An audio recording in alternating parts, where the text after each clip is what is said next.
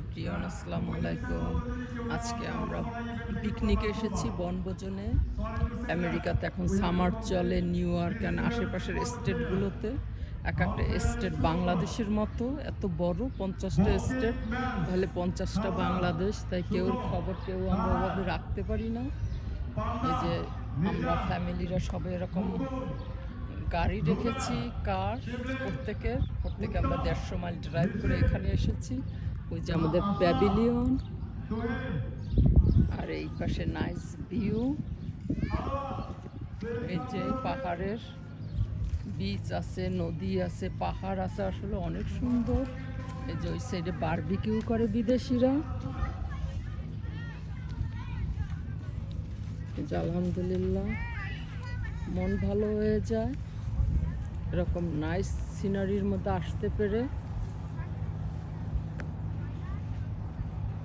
যে ওই সাইডে বারবিকিউ করে বিদেশিরা, বাঙালিরা।